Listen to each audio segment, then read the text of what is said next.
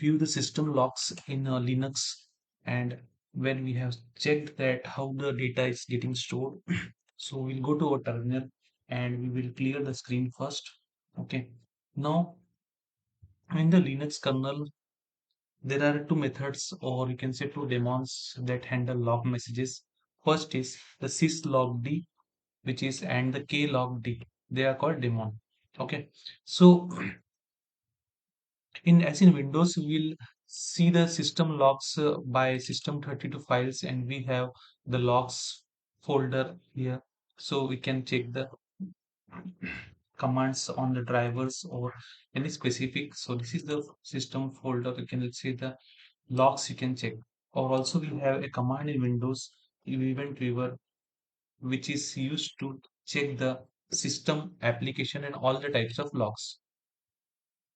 So this is for the Windows 11 machine, where we have system logs here, from where we can filter those logs, current logs. Okay, depending upon the critical issue and warning, we can do this. Okay, but talking about Linux operating system in Ubuntu, we have the specific folder in which the log messages or they are being captured, and they will send to syslogd domain.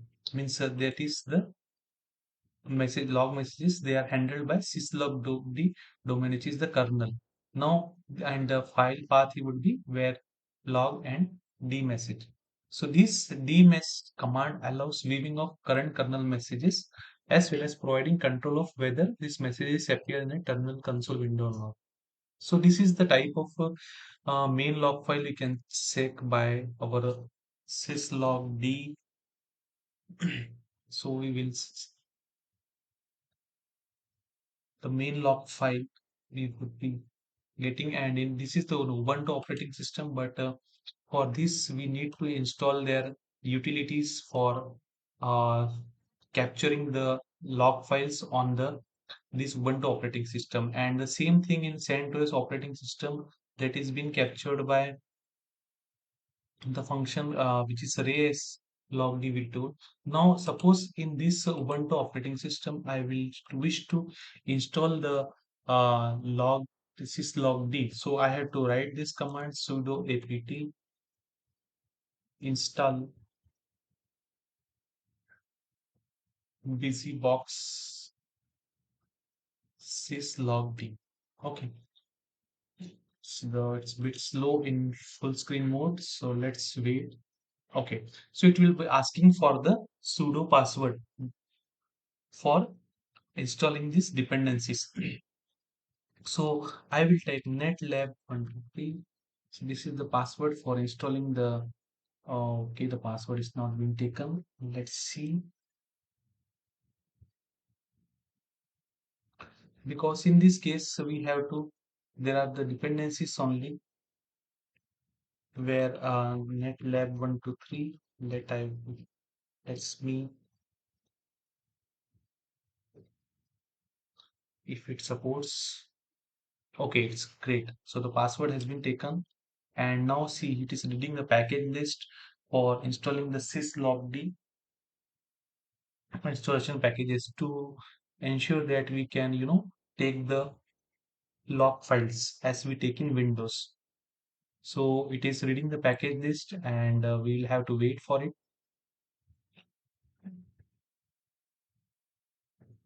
In the meantime, we can see their other commands. So here system log files, so where they are stored in the variable log directory, so they will list the files in the directory. So we'll be going to see where our log files are being located. Okay, so they have killed the package from their server and killing package list up to 65%. Now let's forget that and let's go to check for the log.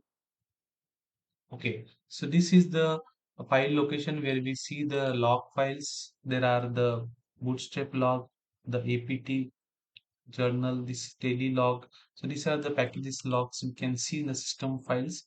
Now they have also a paradigm to check the authorization information, through which you can say the this is the log feature auth.log, which will check for the displaying the authorization, how many users log in. Okay, so for this, we will type this command ssh localhost that will be responsible for authorization of the localhost can be established.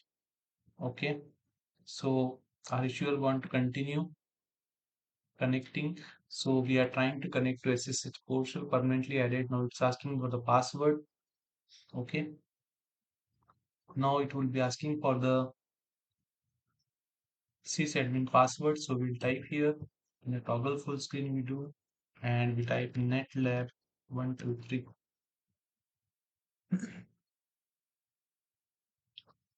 Let's hope it would work. Now I will. Okay, last login, great. So we are on the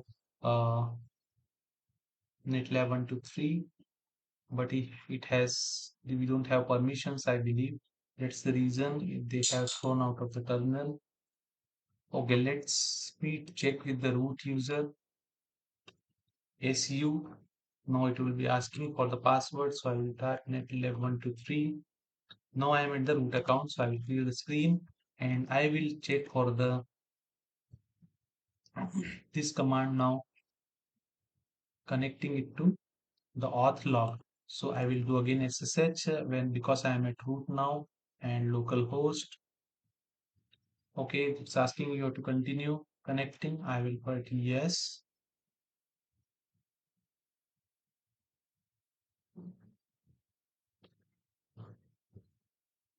Okay, password it's asking netlab123. Let's see if it works. Roots local ut password netlab123. So permission denied. So we don't have permissions to check those log files. Okay. So forget it. We can press Control C and we would exit it. Now we'll check other command for tail 5 log and all. So it will print the first tail command through which 5, and it will print the first 5 lines of that file. Authentication failure it seems to be, because we don't have access to their auth, or we can their system files. The authentication failure you can see here. Now next, so in this way we have checked that how the logs can be gathered permissions, because they are not given permissions on Ubuntu operating system, but still we are in a hope of exploring the permissions or exploring the system logs in the Linux Ubuntu operating system. Thank you for watching.